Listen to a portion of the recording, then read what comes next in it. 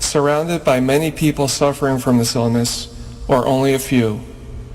Lord Jesus Christ, stay with us as we endure and mourn, persist and prepare. In place of our anxiety, give us your peace. Lord Jesus Christ, heal us. In the name of the Father, and of the Son, and of the Holy Spirit. Amen.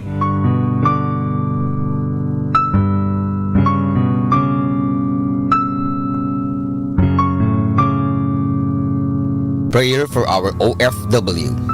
Lord Jesus, we put ourselves at the foot of your holy cross with Our Lady of the Rosary of Manaoag, as we acknowledge that we are nothing without you, and by your death you have redeemed the world.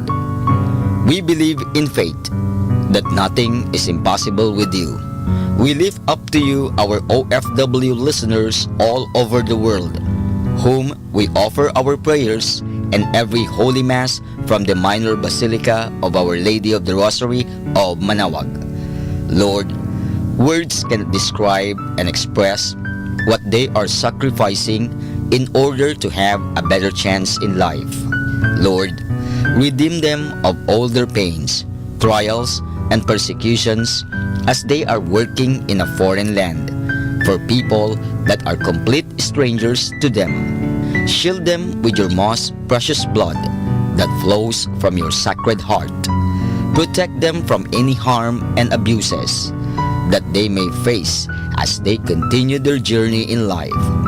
We beg for your mercy and divine love, for they are far away from their families, loved ones, and friends. They miss our home that is causing heartaches and loneliness, that they are at a loss on what to do.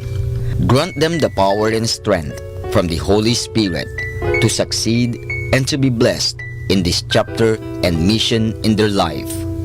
Guide, inspire, and lead them to believe in faith that you will never forsake nor abandon them in their hours of need.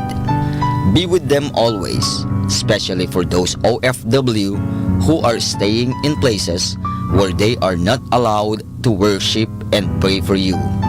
Make their bodies, minds, and spirit be your temple. Our Lady of the Rosary of Manaoag, you are always sensitive to their needs.